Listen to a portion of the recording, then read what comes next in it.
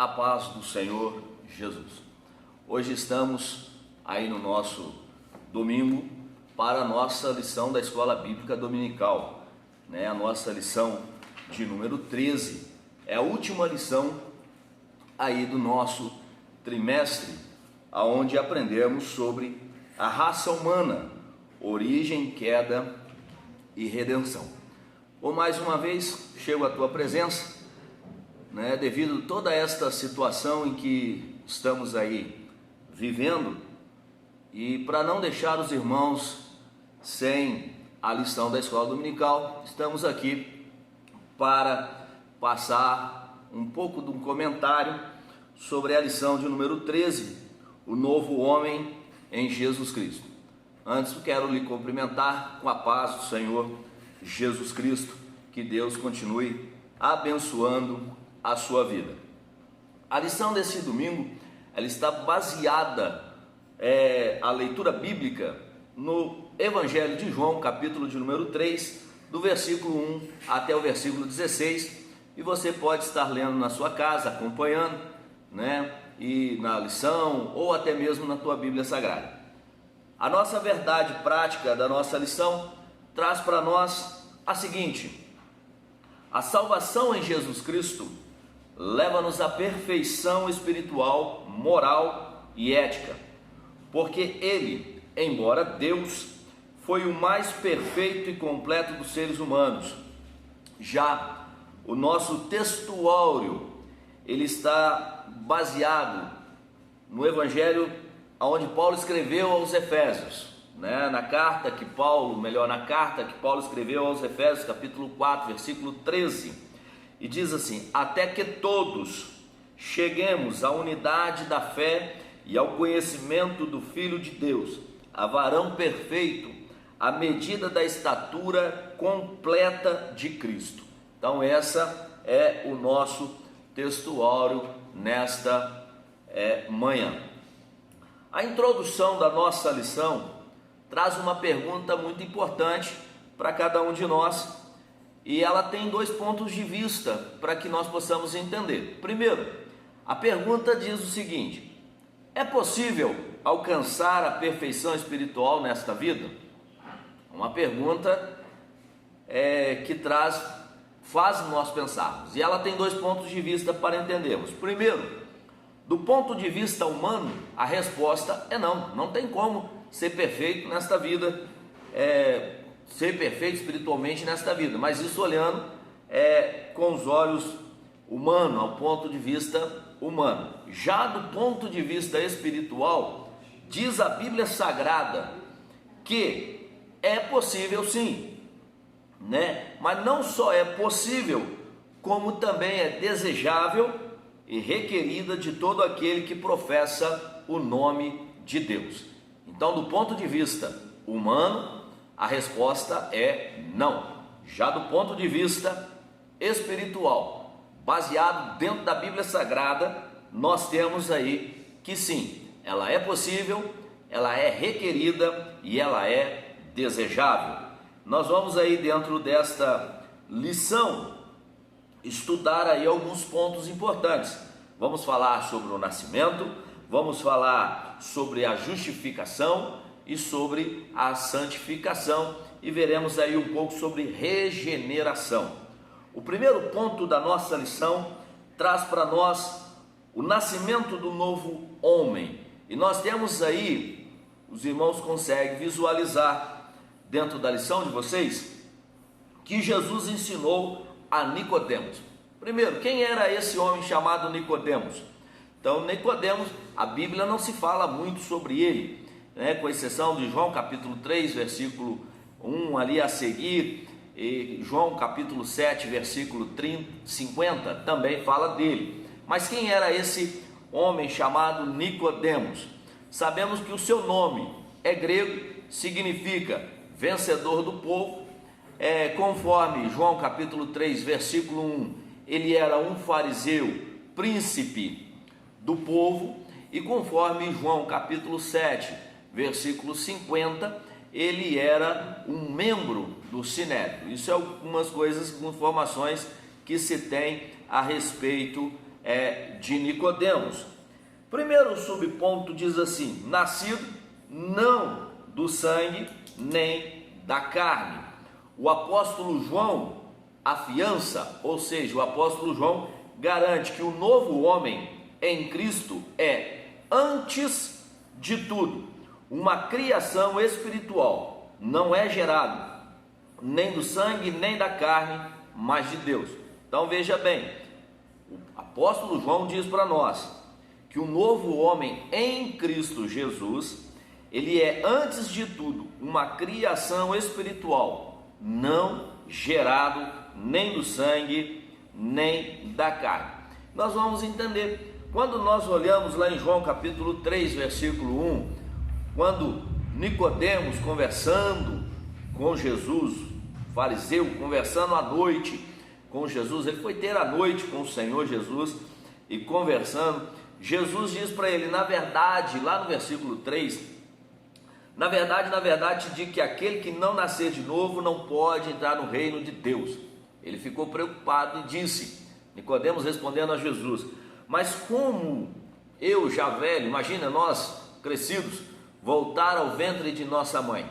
Porém Jesus estava conversando com ele, estava falando espiritualmente, e ele ainda não havia entendido. E Jesus falou, aquele que não nascer da água, aquele que não nascer da carne, né? Na verdade te digo que aquele que não nascer da água e do Espírito não pode entrar no reino de Deus. E foi explicando para ele todas esses pormenores. Veja aí que em João capítulo 1, versículo 12 e versículo 13, diz assim, mas a todos quantos o receberam, deu-lhes o poder de serem feitos filhos de Deus, aos que creem no seu nome, os quais não nasceram do sangue, nem da vontade da carne, nem da vontade do varão, mas de Deus. Vamos entender aqui um pouquinho, e vamos aqui pegar o versículo,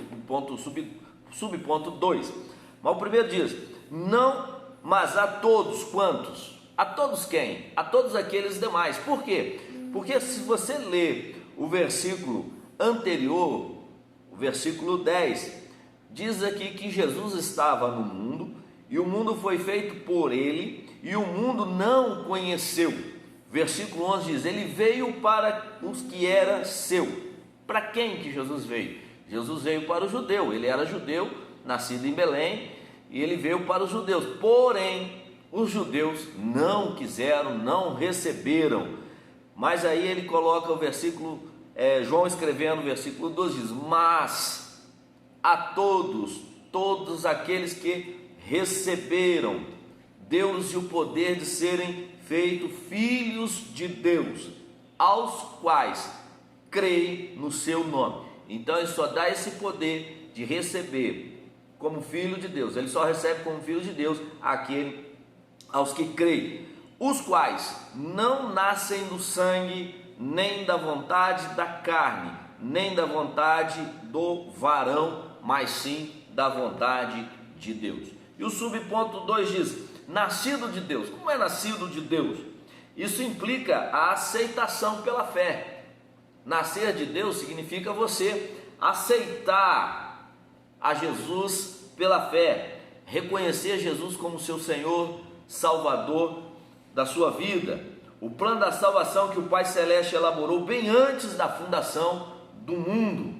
Então esta é a essência. Nós precisamos aceitar Jesus, nós precisamos reconhecer Jesus como nosso Senhor e Salvador. Tornar-se nova criatura em Cristo é o auge da bem-aventurança humana, é tornar-se filho de Deus pela fé. Então, nascido de Deus é aquele que passa a crer, é aquele que passa a aceitar, é aquele que passa a reconhecer que Jesus Cristo é o Senhor Salvador da sua vida.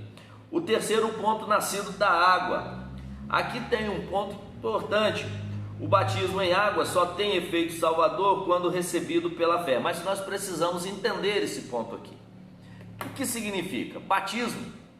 Nós precisamos entender que o batismo em águas, ele não é um requisito para a salvação. Não, não é.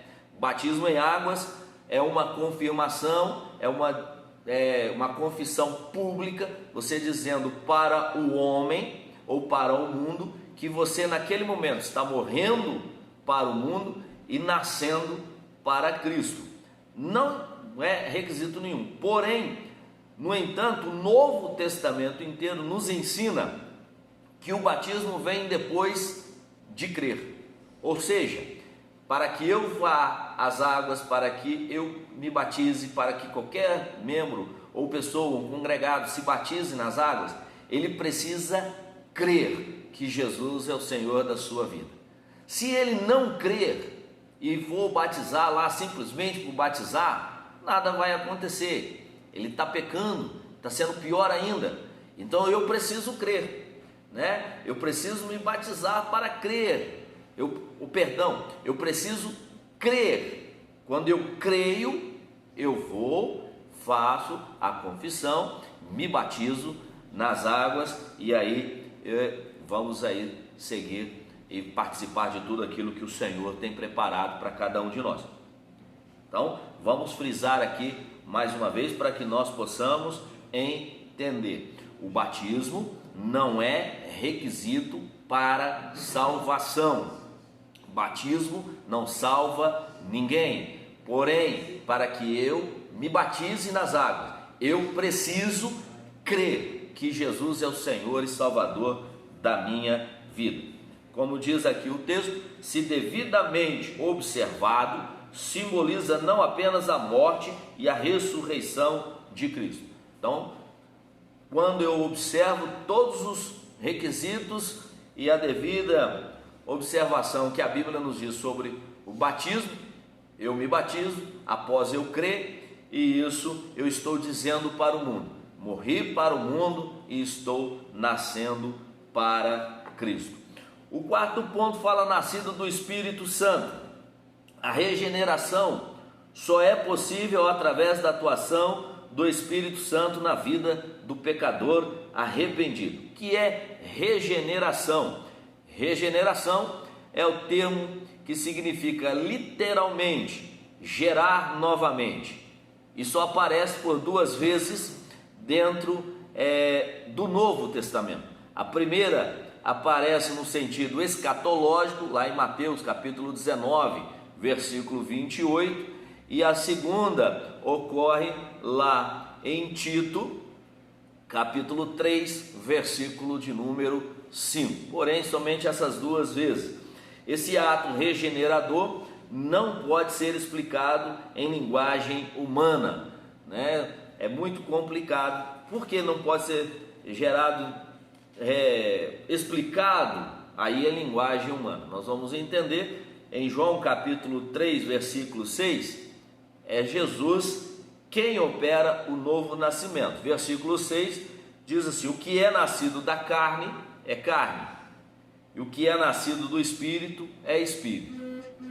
O versículo 8 diz: o vento assopra onde quer e ouves a sua voz, mas não sabes de onde vem, nem para onde vai. Assim é todo aquele que é nascido do Espírito. Quem faz a obra regeneradora na minha vida e na sua vida é o Espírito Santo de Deus. E isso é inexplicável.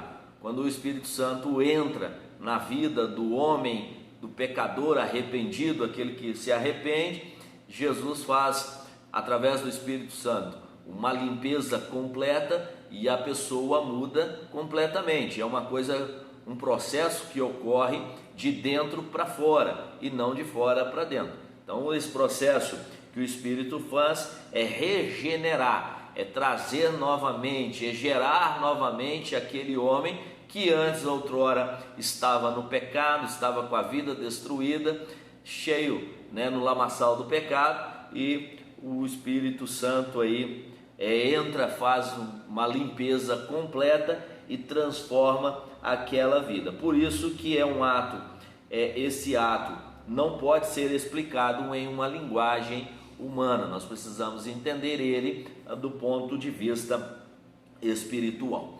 O segundo ponto da nossa lição traz a justificação do novo homem. Primeiro ponto, a inutilidade da justiça humana. O que é isso, inutilidade? A nossa justiça humana, próximo ou perto da justificação de Deus, ela é inútil, né? Nós não temos como nos justificar nós mesmos, principalmente pelas nossas obras. Diz aqui que nessas obras, nossas obras, ainda que boas e aparentemente meritórias, não nos salvam nem nos justificam diante de Deus. Não é fazendo boas obras que vamos ter justificação. Paulo, escrevendo aos Efésios, no capítulo de número 2 e versículo de número 8 e 9, traz a seguinte informação para nós: porque pela graça, ou seja, a salvação é de graça, pela graça sois salvos por meio da fé. E isso não vem de vós, ou seja, isso não vem de mim, não vem de você. É dom de Deus, não vem das obras, para que ninguém se glorie. Imagine se nós precisássemos fazer obra para ser salvo. Nós ia começar aí, talvez, a dar móveis para a igreja, a equipar toda a igreja com instrumental, e aí achar que agora somos salvos porque eu dei tal coisa, isso, aquilo para a igreja, ou porque eu faço caridade. Não, nós somos salvos por meio da graça, e não vem de nós, mas é um dom que o Senhor nos dá. Diz aqui que só existe um meio de obtermos a salvação e de nos justificarmos perante o justo juiz: a fé nos méritos perfeitíssimos de Jesus Cristo. Então somente através de Jesus Cristo, pela graça, podemos ser salvos. Romanos capítulo de número 5 e versículo de número 1 traz escrito o seguinte para nós. Romanos capítulo de número 5, versículo de número 1 traz assim: sendo pois justificados pela fé, temos paz com Deus por nosso Senhor Jesus Cristo. Então nós só podemos ser justificados por meio da fé em Cristo Jesus. Quando somos salvos por meio da fé em Cristo Jesus, conforme Paulo, escrevendo aos Efésios, diz: isso não vem de nós, isso não vem de vós, é um dom gratuito, é um dom de Deus. Então a nossa justiça, ela é inútil, perante aí a salvação, as coisas do Senhor. O segundo ponto fala a maravilhosa doutrina da justificação. Deus lhe concede mais que um mero perdão. Quando nós aceitamos Jesus, Ele nos concede muito mais do que um mero perdão, e muito mais que uma anistia. Concede-lhe, ou nos concede, o status de justo, pois a justiça de Cristo muda por completo a situação jurídica do réu. 1 Coríntios capítulo 6, versículo 11. Para que nós possamos, vamos ler aqui o texto. 1 Coríntios capítulo 6, versículo 11 diz: e é o que alguns têm sido, mas haveis sido lavados, mas haveis sido santificados, mas haveis sido justificados em nome do Senhor Jesus e pelo Espírito de nosso Deus. Para que os irmãos possam entender, o Senhor, quando nós aceitamos Jesus pela fé, cremos que Ele é o Salvador da nossa vida, Jesus nos perdoa e chega para Deus e fala: Senhor, aqui está o Éden, aqui está esse irmão que está ouvindo, e fala o nome de vocês, cita o nome de vocês para Deus e diz: eu estou justificando ele, todos os pecados dele estão perdoados, e ele agora é um justo, um novo homem, uma nova criatura em Cristo Jesus. E aí nós passamos a ser um novo homem justo.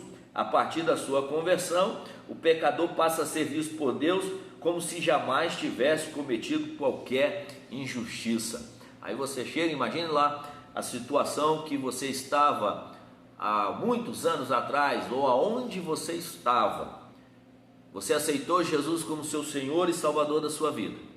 Jesus pegou você e perante Deus disse: Pai, eu estou perdoando todos os seus pecados que outrora ele cometeu, e agora ele é uma nova criatura em Cristo Jesus.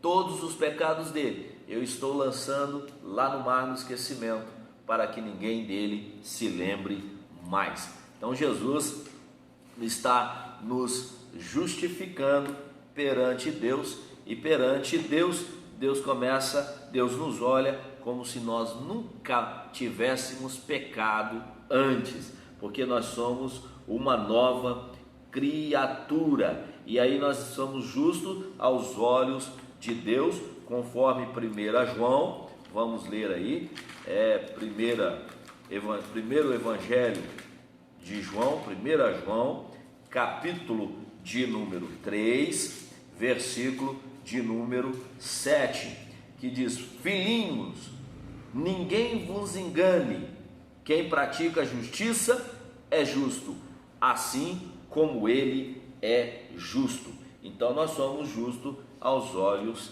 de Deus. O nosso terceiro ponto da nossa lição nesse domingo fala para nós sobre a santificação como um posicionamento, né? Então, santificação como um posicionamento. No exato instante de nossa conversão ou da sua conversão, o pecador arrependido passa a ser visto não apenas como justo, mas também como santo por Deus e pela igreja, né? Então, o nosso posicionalmente, ou seja, a nossa posição é de santo, embora esteja ainda em processo de santificação. Diz a Bíblia Sagrada que a boa obra que o Senhor começou em nós, Ele aperfeiçoará até o fim. Então, Ele começou esta operação, esse processo de santificação, no exato momento que nós nos arrependemos e aceitamos o Senhor como Senhor da nossa vida. Ele nos justifica, Ele nos regenera e Ele nos santifica. E ser santo significa ser separado do mundo, separado do pecado, vivendo agora inteiramente para o pecado. Porém, precisamos entender que esta salvação, esse ser santo, ele acontece na nossa vida, mas ele não é o fim, ele continua, é um processo, ele vai passo a passo na nossa vida. Então, a santificação como um processo, o novo homem em Cristo, ainda que seja visto como santo, e realmente o é, terá de submeter-se a um longo e disciplinado processo de santificação. Ele não ocorre: aceitei Jesus, já sou santo. Sim, aceita Jesus, você é santo, porém esse processo de santificação, ele vai ocorrendo na sua vida, dia após dia, momento após momento, né? Efésios 4:13 é o nosso texto áureo e diz assim: até que todos cheguemos à unidade da fé e ao conhecimento do Filho de Deus. Então veja, até que cheguemos. Quando é que vamos chegar à unidade de fé e ao conhecimento do Filho de Deus? A varão perfeito na volta do Senhor Jesus Cristo para arrebatar a sua igreja. Na santificação do novo homem, a palavra de Deus é imprescindível, pois nos conduz ao ideal cristão.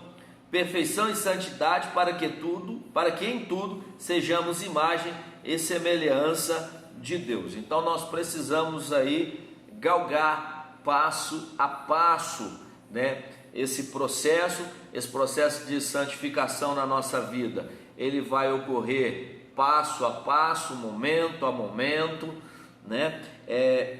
A santificação, ela é da vontade de Deus. Hebreus capítulo 12, versículo 14, está escrito lá: segui a paz com todos e a santificação, sem a qual ninguém verá o Senhor. Então, se eu ou você, se nós queremos ver Deus, nós precisamos seguir a paz, nós precisamos seguir, ter santificação, manter-nos santo, manter-nos separado deste mundo, separado do pecado que tão de perto nos rodeia, para que nós possamos ver, para que nós possamos encontrar com o nosso Senhor Jesus Cristo na sua mansão celestial. Quanto mais nos santificamos, mais parecido nos tornamos com o Senhor Jesus e somos seus imitadores. Logo, devemos ver a santificação como a vontade suprema de Deus para a nossa vida. Mas, se pecarmos, o sangue de Jesus Cristo nos purifica de toda injustiça e pureza, né? Nesse mundo nós não estamos livres do pecado, porém nós precisamos estar mais próximo do Senhor, né? Orando, buscando a sua face, buscando a sua presença, para que nós possamos a cada dia nos aproximarmos mais de Deus, ter uma vida de santificação nesse mundo, para encontrarmos com o nosso Senhor e Salvador Jesus Cristo.